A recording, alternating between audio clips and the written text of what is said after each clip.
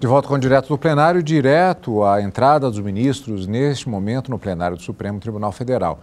A continuação da segunda parte, ou melhor, a segunda parte da sessão da tarde desta quinta-feira, com a continuação do julgamento conjunto, que teve a sua continuidade, por sua vez, da sessão de ontem, e que vamos continuar acompanhando agora ao vivo, direto do plenário.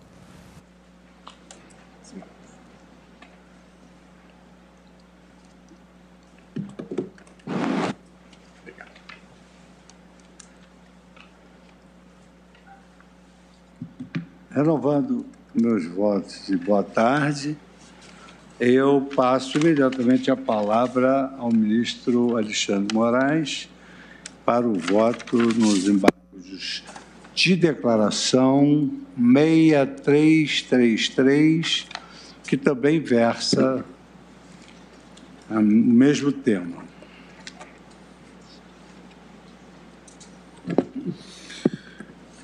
Obrigado, presidente. Aqui trata-se, vou fazer um rápido resumo, já votar nas três que são semelhantes. Aqui é embargos de declaração numa ação direta de inconstitucionalidade de uma lei do Estado de Pernambuco. Nós julgamos dia 8 de 2021, aqui essa questão, até que eu fiquei redator para o acórdão, e como Sua Excelência, o eminente ministro Roberto Barroso disse, a questão sempre da discussão entre o direito, a proteção constitucional do direito do consumidor, ou se é matéria estrita de direito civil, e a lei do Estado de Pernambuco, ela disciplinava a questão da obrigação de estender benefícios e novas promoções a clientes pré-existentes de uma forma mais genérica. E por ser 7 votos a 4, o plenário entendeu constitucional a lei, ou seja, julgou improcedente. Vieram os embargos, e os embargos pediram para destacar exatamente a questão que já foi discutida pelo eminente ministro Luiz Roberto Barroso, a questão sobre conceder, nos termos da lei estadual que falava em conceder a seus clientes pré-existentes os mesmos benefícios de promoções e liquidações destinadas a novos clientes, mas retirar o serviço de educação. Então, os embargos são exatamente para essa questão, se os serviços de educação estariam ou não incluídos nessa possibilidade que o Supremo Tribunal Federal entendeu constitucional do artigo 35 da Lei de Pernambuco, da extensão das promoções a clientes pré-existentes. Eu cito aqui no voto o presente artigo 24, inciso 9º, que prevê competência concorrente à educação, cultura e ensino.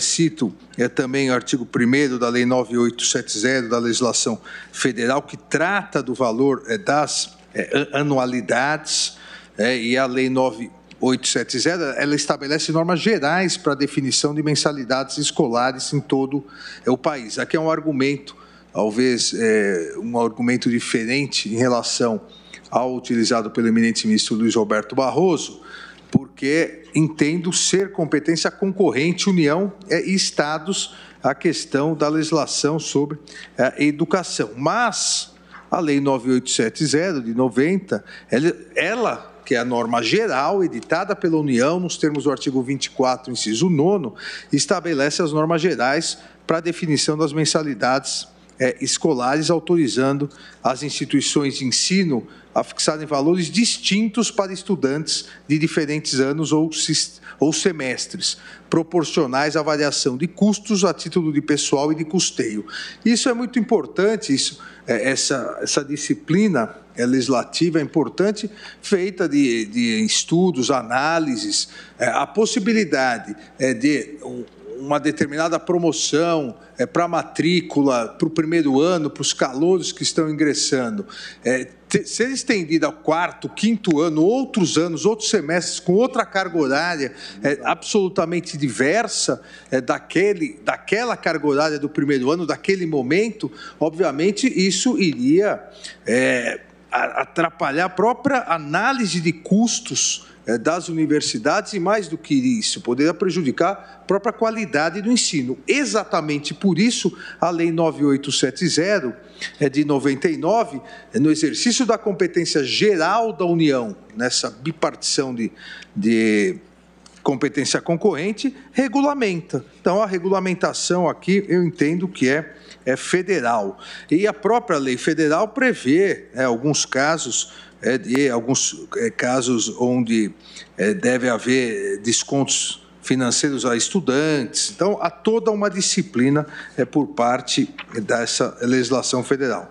Então, considero, presidente, que a legislação federal em referência, já citada, ela prevalece sobre a possibilidade de inclusão no artigo 35.2 da lei estadual de concessão, no caso de universidades, de benefícios ou promoções posteriores. Em outras palavras, o artigo 35, inciso 2 da lei de Pernambuco não se aplica a instituições de ensino.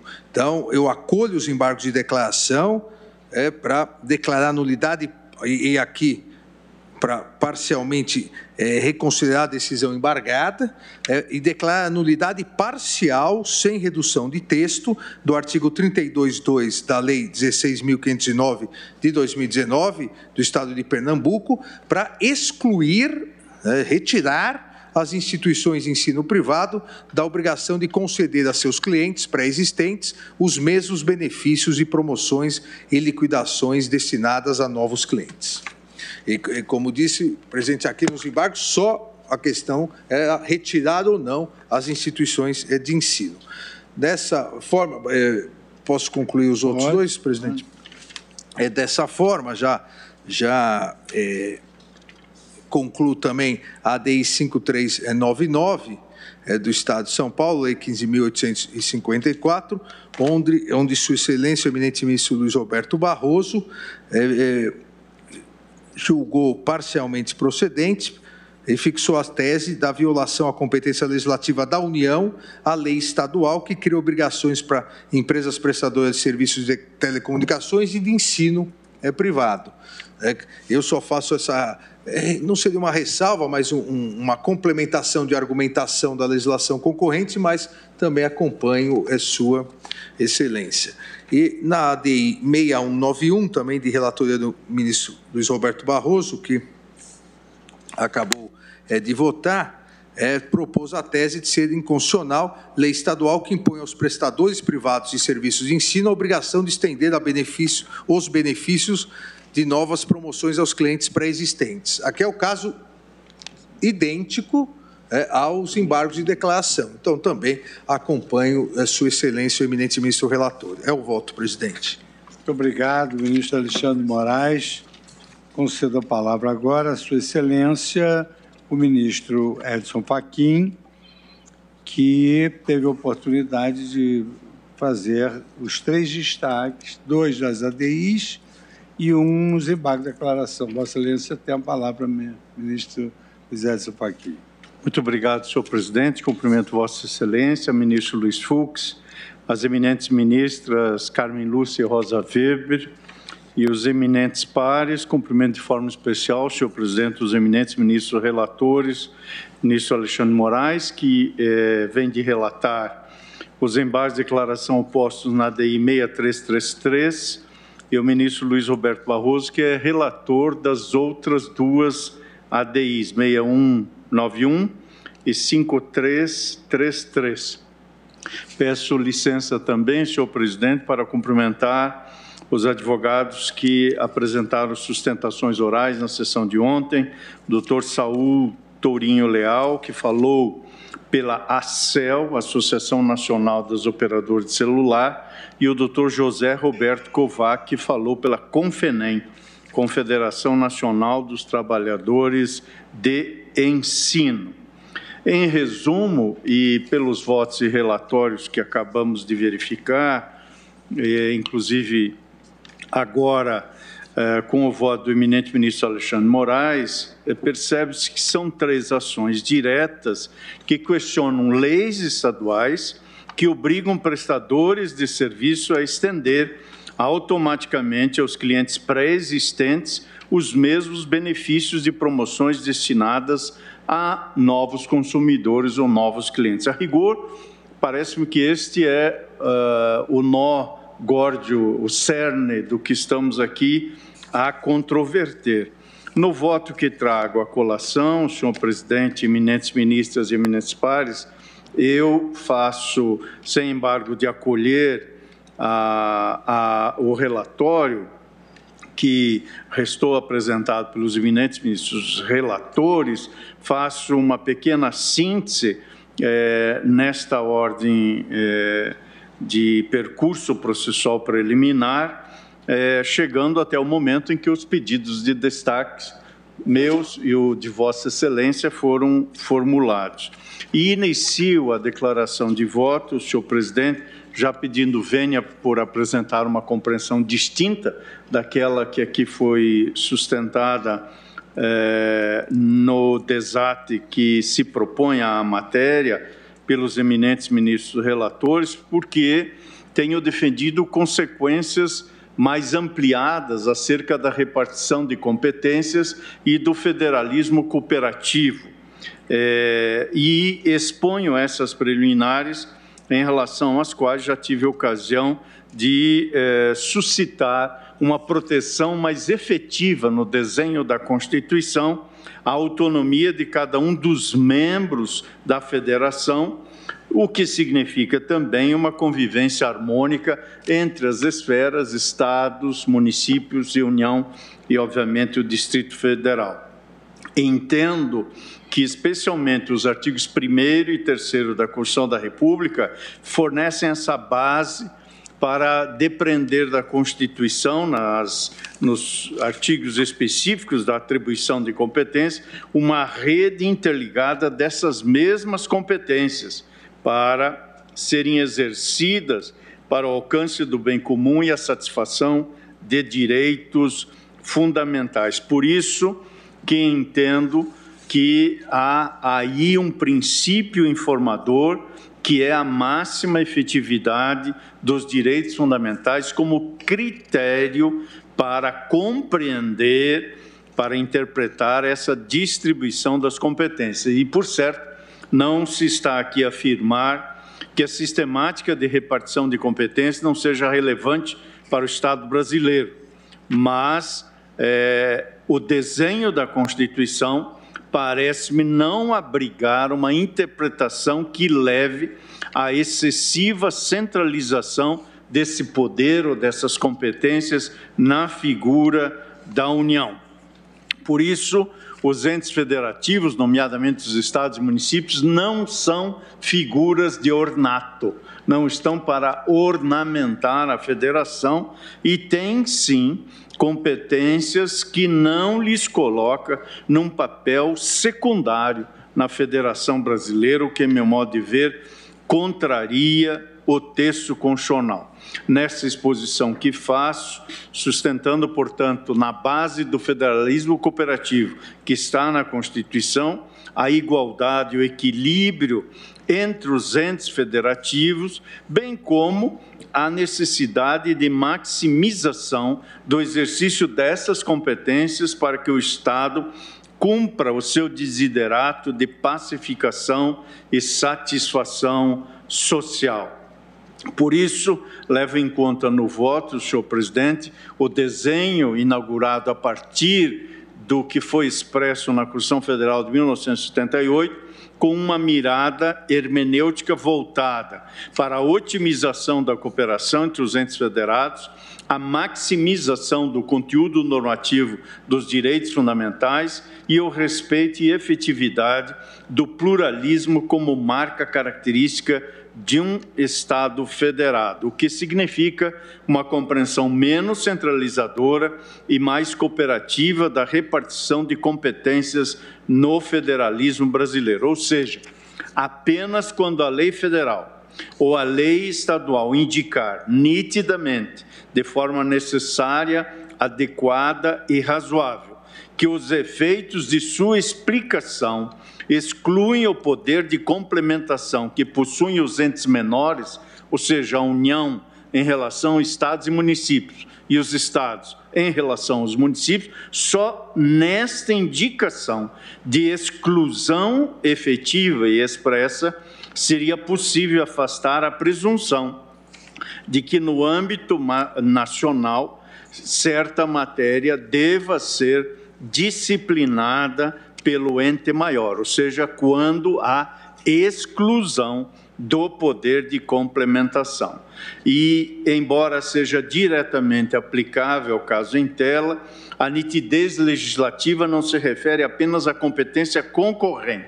Em caso de dúvida sobre o título a que se dá o exercício da competência, se comum ou concorrente, por exemplo, apenas para citar nessa hipótese, também cumpre a lei definir o âmbito de atuação do ente federativo. Seja qual for a hipótese, entendo que a assunção de competência pelo ente maior deve fundar-se no princípio da subsidiariedade, ou seja, na demonstração de que é mais vantajosa a regulação de determinada matéria pela União ou pelo Estado, conforme for o caso. Trata-se, portanto, de privilegiar a definição dada pelo legislador, reconhecendo que eventual lacuna deve ser vista como possibilidade de atuação dos demais entes federativos, não cabendo ao Poder Judiciário a míngua de definição legislativa retirar a competência normativa de determinado ente da federação sob pena de tolher sua autonomia constitucional. Feita a síntese dessas premissas, que mais alongadamente está no voto, no caso concreto do que estamos a apreciar, e agora com essa elucidação que vem de fazer no seu voto o ministro Alexandre de Moraes, e eu, obviamente, já havia tomado a posição do eminente ministro Luiz Roberto Barroso, de onde vejo o problema constitucional posto nos embargos pendentes na ADI 6333 e 6191, que tratam da questão referente ao ensino, entendo que não há sobreposição legislativa entre a norma estadual e a lei federal de regência, ou seja, a lei 9870 de 99. Também não enfoco, e desde logo reitero meu pedido de vênia, com a explicitação que agora é depreendido do voto do ministro Alexandre de Moraes e dos votos anteriores do ministro Luiz Roberto Barroso, também não enfoco vedação de legislação concorrente quanto à extensão de benefícios concedidos a novos clientes em relação aos clientes antigos. O fato de a legislação federal dispor sobre as mensalidades e os contratos de prestação de serviços educacionais não elide a obrigação imposta pela legislação estadual específica quanto à concessão de benefícios aos consumidores no caso de prestação desse tipo de serviço. Entendo que a interpretação sistemática no plano das competências legislativas federativas é que faz a adequada combinação da obrigação de extensão de eventuais benefícios contratuais com as condições específicas para os públicos ou segmentos beneficiados. É certo que também não posso e nem devo ignorar que, recentemente, em sessão virtual de 5 a 12 de novembro do ano pretérito, o plenário desta Corte apreciou o mérito da DI 6614, de relatoria da eminente ministra Rosa Weber, na qual, por maioria, julgou-se procedente o pedido formulado, de modo a declarar a inconstitucionalidade do artigo 1º, parágrafo único, e da Lei 7.077 de 2015, daquele Estado do Rio de Janeiro, de semelhante teor à legislação pernambucana, objeto do caso em tela. Naquela sentada, tive a honra de acompanhar a conclusão da eminente ministra Rosa Weber, no sentido do julgamento parcialmente procedente do pedido, de modo a atribuir interpretação conforme ao dispositivo questionado para reconhecer apenas o caráter informativo da obrigação de estender as ofertas de novas condições e benefícios aos clientes pré-existentes, sem efeitos financeiros imediatos aos contratos existentes.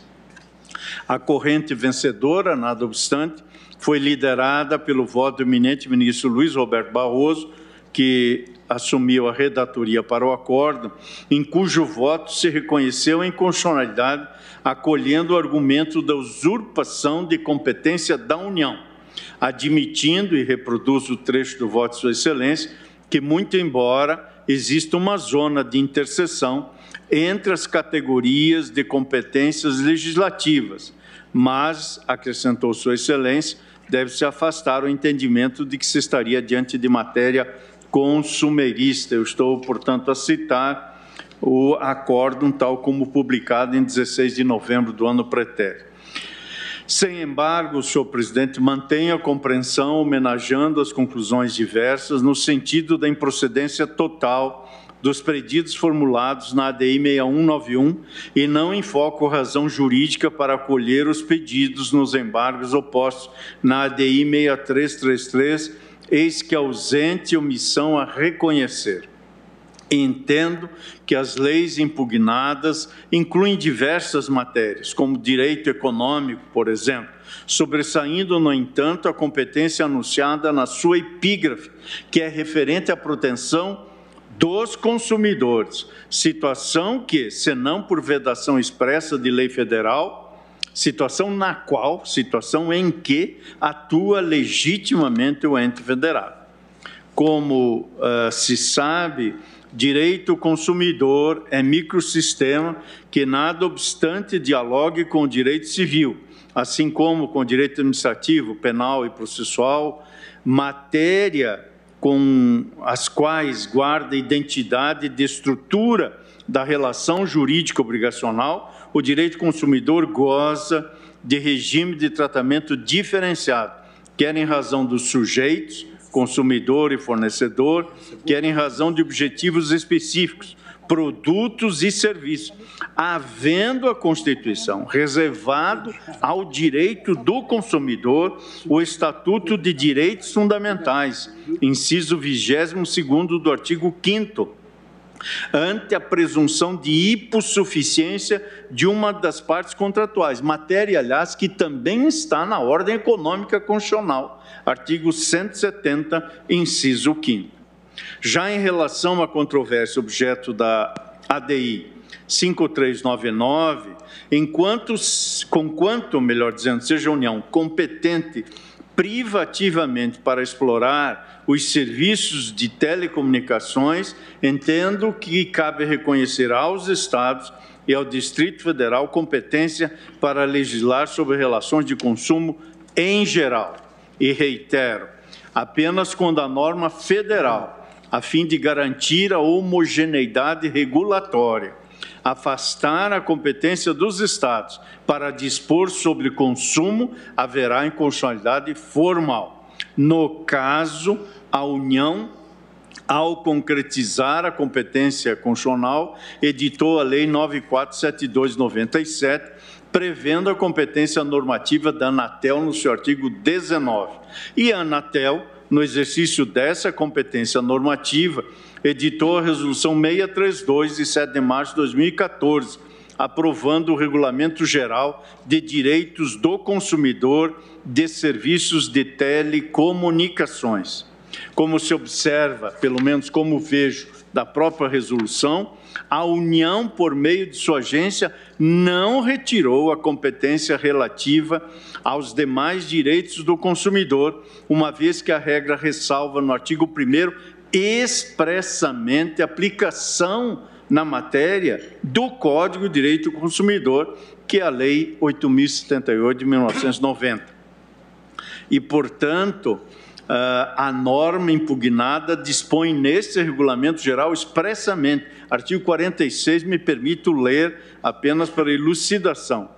Todas as ofertas, inclusive de caráter promocional, devem estar disponíveis para contratação por todos os interessados, inclusive já consumidores da prestadora. Sem distinção, fundada na data de adesão ou qualquer outra forma de discriminação dentro da área geográfica da oferta. Consigno ainda, senhor presidente, eminentes pares, que por ocasião do julgamento da DI 6086, da relatoria do eminente ministro Gilmar Mendes, perante esse tribunal pleno, julgamento esse de 20 de dezembro de 2019, manifestei compreensão de que a norma ali impugnada, no ponto idêntico, seria inconstitucional porque impunha automaticamente oferta promocional, enquanto a norma federal a prevê como faculdade, lembrança que, aliás, veio numa das sustentações orais desta tribuna. Nada obstante o que ali manifestei, peço licença ao colegiado para anotar que evoluo na matéria a fim de compreender que essa automaticidade não vai de encontro à disponibilidade prevista pela norma federal. A oferta deve ser obrigatória e automática, cabendo ao consumidor aceitá-la ou não, é a compreensão que trago à colação, senhor presidente. Por isso, homenageando as conclusões diversas, por não considerar que tenha havido omissão, voto pela rejeição dos embargos declaratórios, confirmando-se a improcedência total do pedido formulado na ação direta de constitucionalidade 6333. Julgo também improcedentes, com a vênia da relatoria, os pedidos formulados nas ADIs 6191 e 5399, declarando, em consequência, a constitucionalidade da Lei 15854 do Estado de São Paulo. É como voto, senhor presidente. Anotado o resultado, eu, então, peço a palavra, porque também destaquei. Então, eu tenho que dar o exemplo, né? Vou usar da palavra também nesse prazo, num tempo bastante curto.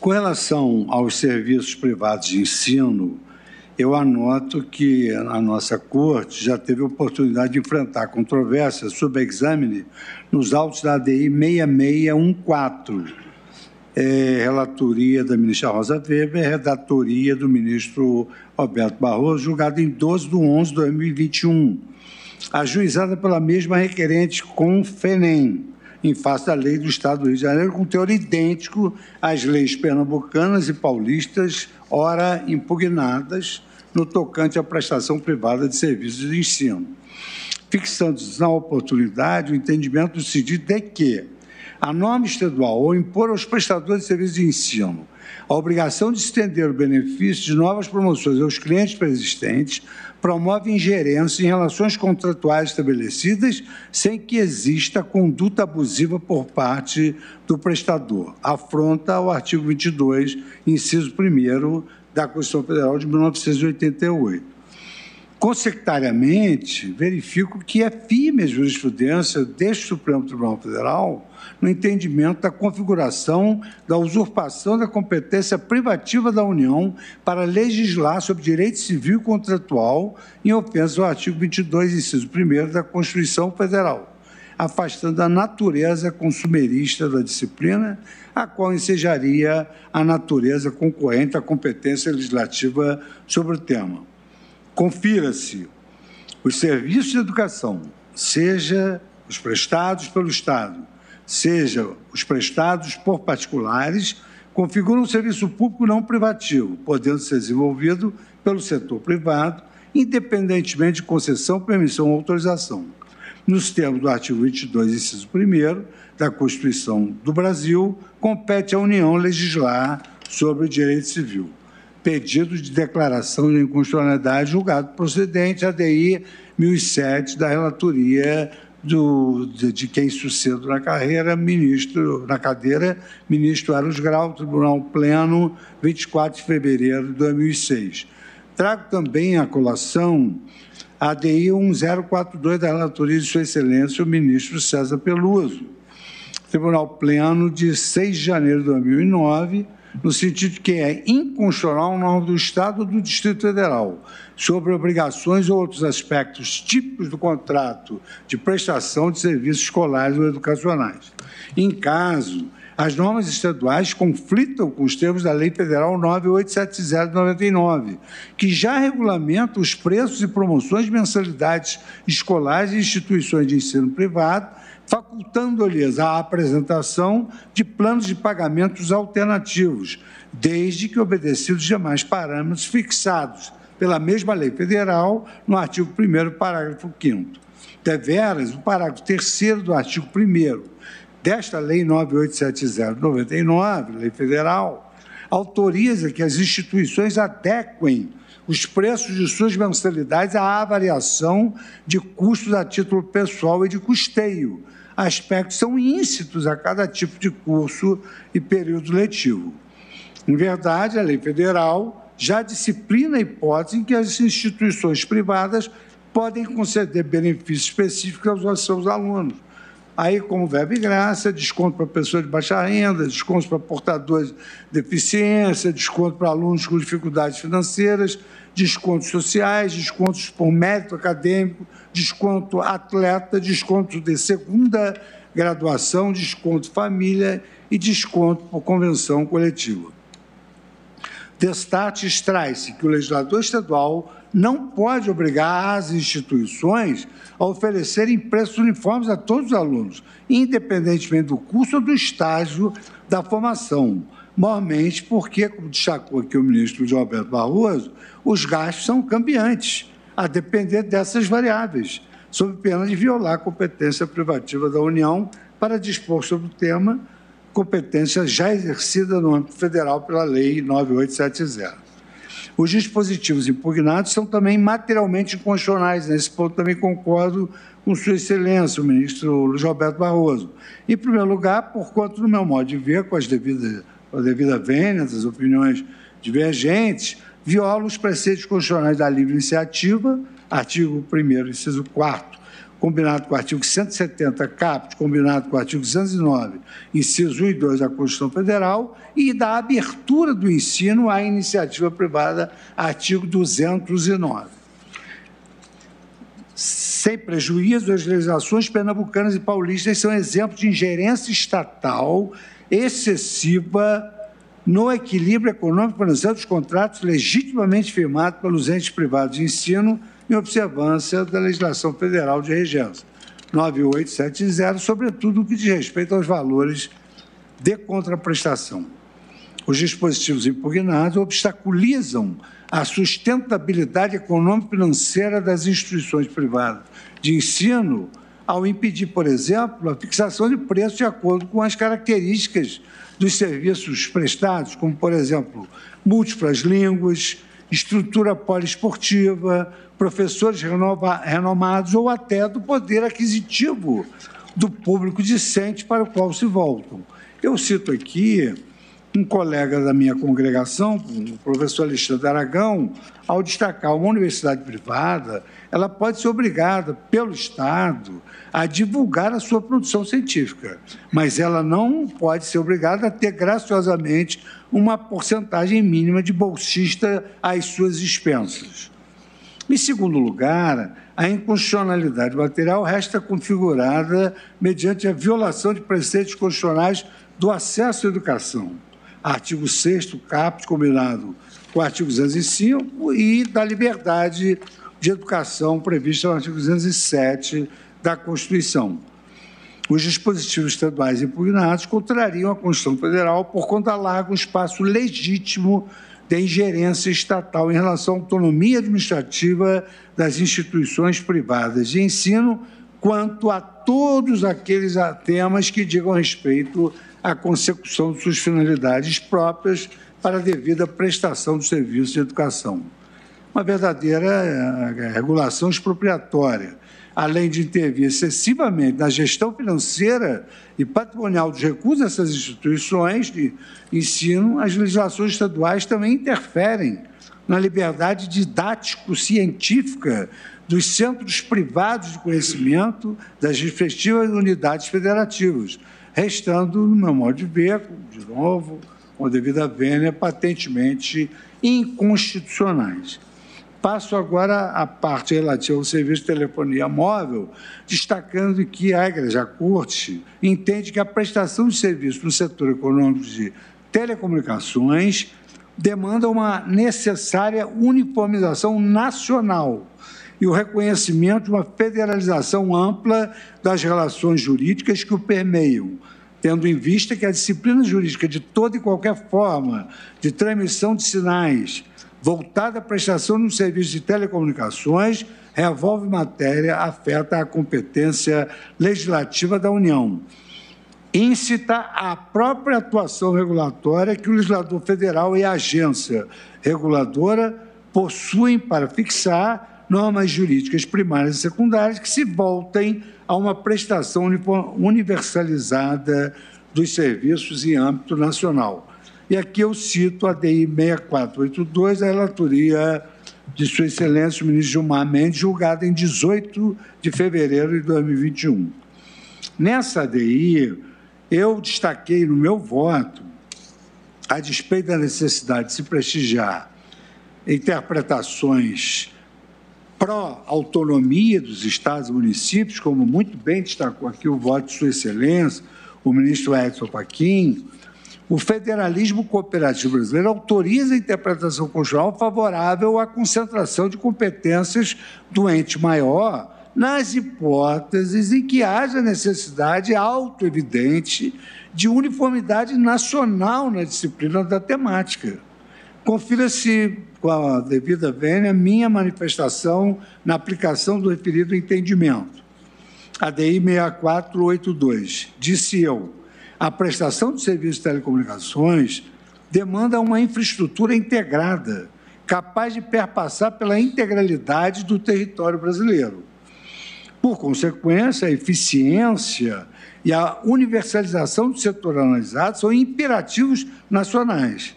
Porém, mais do que questões físicas e geográficas, a realização desses imperativos demanda uma disciplina legal clara, uniforme, coesa e coerente. Não por acaso, houve deliberada opção do Poder Constituinte em outorgar competência privativa à União para dispor sobre telecomunicações, com o claro intuito de fornecer regulação uniforme da matéria ao longo do território nacional. Em caso, o artigo 1º, parágrafo único, inciso 1º da Lei 15.854 do Estado de São Paulo, é formalmente inconstitucional, porquanto viola as competências privativas da União para dispor sobre a prestação de serviços de telecomunicações, e cito aqui os artigos da Constituição Federal, vulnerando a opção constitucional de uniformização nacional sobre as relações jurídicas do setor de telefonia. A livre iniciativa consiste em fundamento da República Brasileira, artigo 1º, inciso 4º, é princípio da ordem econômica nacional, artigo 170.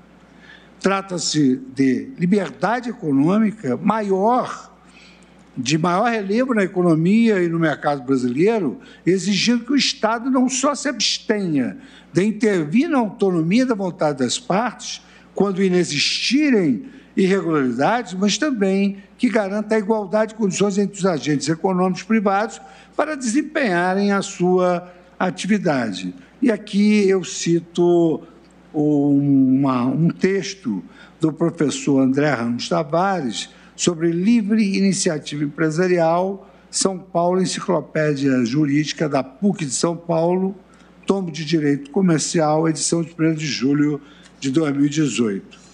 Como é ser disso, a livre fixação de preços integra o conteúdo essencial da livre iniciativa e não pode ser validamente vulnerada, salvo situações extremas que envolvam o próprio colapso do funcionamento de mercado.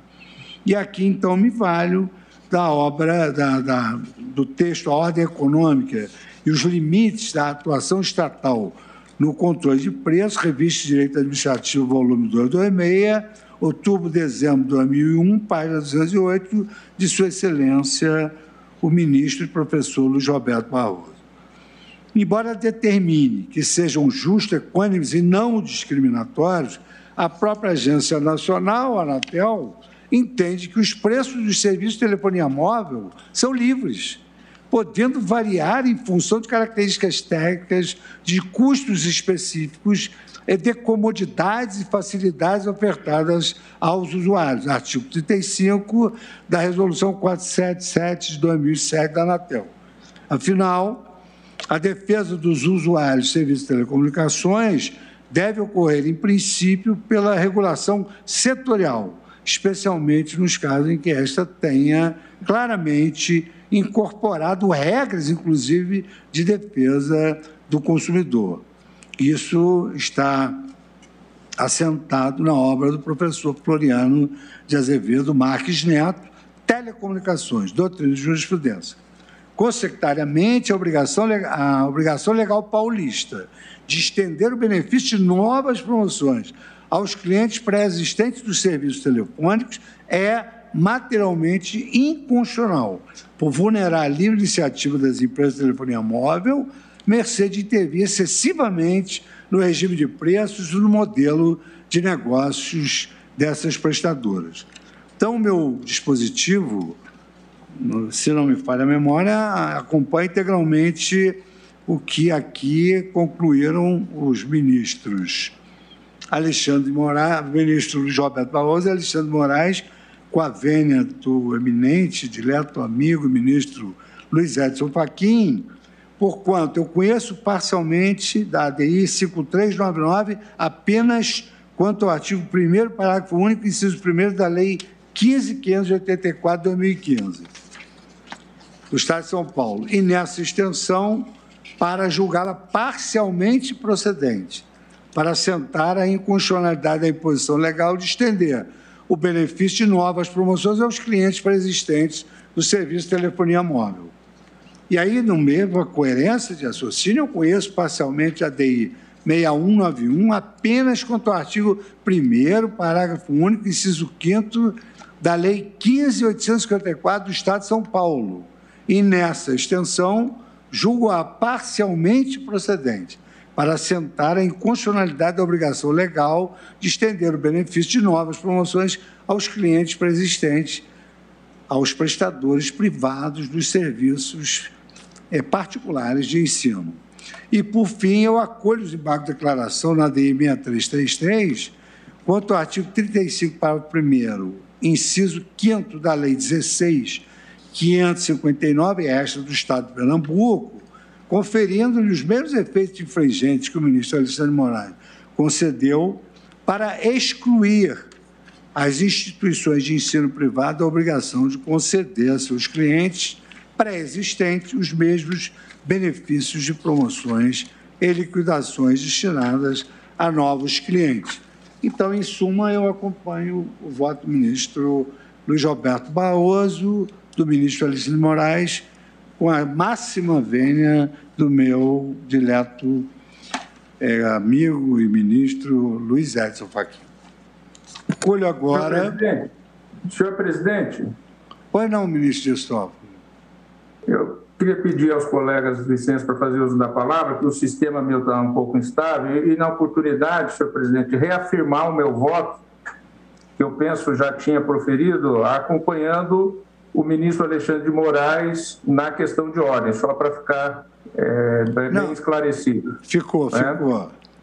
E nos casos ordem e julgamento, eu acompanho os relatores, tanto o ministro Roberto Barroso nos dois feitos, quanto o ministro Alexandre de Moraes com a vênia daqueles, como já o fez o ministro Edson Fachin, que divergiu.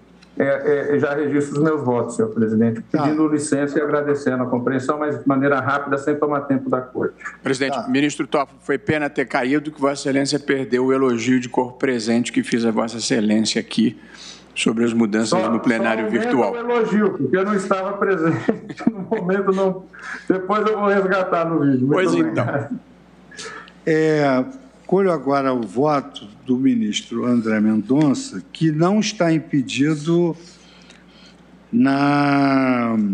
nos embargos de declaração e na ADI 6191, né? 6191. Muito obrigado, senhor presidente. Minhas saudações a Vossa Excelência e aos pares e ao nobre representante do Ministério Público Federal, já feitas mais cedo, e também era uma dúvida, checou os dados da Secretaria, também conferem. Eu voto, portanto, em duas ações, no ED da ADI 6363 e na ADI 6191. Também de forma muito breve, em respeito ao tempo e ao colegiado, eu entendo que, em ambos os casos, o centro da legislação em discussão é de natureza civil e que, portanto, os Estados teriam avançado em competência privativa da União, razão pela qual eu acompanho os votos dos eminentes relatores nas duas ações. É como voto, senhor presidente. Obrigado. Ministro André Mendonça. Como vota Vossa Excelência, ministro Nunes Marques? Presidente, renovo os cumprimentos a todos. Eu tenho um voto um pouco mais longo, farei juntada e acompanho integralmente o voto do ministro Luiz Roberto Barroso e também do ministro Alexandre de Moraes. Muito obrigado. Como vota a nossa vice-presidente, ministra Rosa Weber? Senhor presidente, renovando os cumprimentos a todos, eu tenho uma posição vencida no colegiado, no mesmo sentido exposto, né, com o brilho costumeiro pelo ministro Luiz Edson Fachin, tendo que se trata de relações de natureza consumerista, que estariam, por isso, a indicar a competência concorrente. Ocorre, e o meu voto seria no sentido, então, de uma declaração de inconstitucionalidade, né, uma interpretação conforme a Constituição, uma procedência parcial. Ocorre que, como também o ministro Luiz Edson Fachin lembrou, e Vossa Excelência veio de fazê-lo, na ADI 6614, da minha relatoria, que correu no plenário virtual na semana de 5 de novembro a 12 de novembro de 2021, a minha posição ficou vencida, prevaleceu a divergência aberta pelo ministro Luiz Roberto Barroso. E, por isso, eu, ressalvando a minha compreensão pessoal, pelo princípio da colegialidade, acompanho, então, o voto de Sua Excelência nas duas ADIs, a 5399 e a 6191. Especificamente, contudo, quanto aos embargos de declaração na ADI 6333, de relatoria do ministro Alexandre de Moraes, eu verifiquei, senhor presidente, que essa norma, e até há pouco, inclusive, passei para o ministro Alexandre, depois que os embargos já se encontravam no plenário, essa lei foi revogada, especificamente no ponto objeto dos embargos. É o artigo 35 da Lei 16.559, de 2019, do Estado de Pernambuco, que foi alterada pela Lei 17.448, de 15 de outubro de 2021, né, e que revogou expressamente esse dispositivo. Como eu tenho dificuldade de entender que houve uma omissão ao feitio legal que me levasse a acompanhar o voto do ministro Alexandre de Moraes, ressalvando a minha compreensão pessoal, e no julgamento dos embargos, declaração, eu sou, assim, muito ortodoxa, eu opto por entender que a ação está prejudicada neste ponto específico que diz com as instituições de ensino. Por isso, não acompanho Sua Excelência. Mas, como vou ficar vencida, já adianto que não tenho qualquer oposição e entendo que o plenário, digamos assim, aprecia com a maior coerência, porque, de fato, os temas, né, eles são absolutamente... É o mesmo tema, inclusive, da ação. E não chegou a produzir efeitos, né, porque era constitucional e agora se pediram constitucional. Mas, Barroso, acho que eu cometi uma falha com relação a Vossa Excelência. Então, nossa estimada... Nos embargos de declaração, Vossa Excelência não votou. Não. Me lembrava aqui agora a nossa estimada secretária de plenário, a doutora Carmen Lilian, disso. Presidente, eu estou acompanhando o eminente relator, ministro Alexandre de Moraes, no resultado, embora por diferente fundamentação. Eu me alinho à jurisprudência que nós firmamos de que a matéria de direito civil, Sua Excelência entendeu que havia lei federal sobre educação e mensalidades que seria específica e por isso é que ele reformou a sua própria decisão. Mas eu entendo, como entender anteriormente, e agora lembrado pela ministra Rosa, que o entendimento predominante é que é matéria de direito civil. De modo que eu acompanho o relator no resultado por fundamento diverso. Ministro Dias Toffoli acompanhou. Como vota a nossa decana, ministra Carmen Lúcia? Presidente, também cumprimento mais uma vez, Vossa Excelência, todos os senhores ministros, vice-procurador-geral, senhores advogados, senhores servidores, e também farei juntada de voto nos 3 casos, presidentes, mas estou concluindo no sentido do que já foi aqui exposto e que, aliás, já tinha até votado também acompanhando o ministro relator, ministro Barroso, no plenário virtual, no sentido, portanto, de conhecer parcialmente, como ele reconhecer que, neste caso, a matéria não poderia ter sido tratada pela legislação estadual.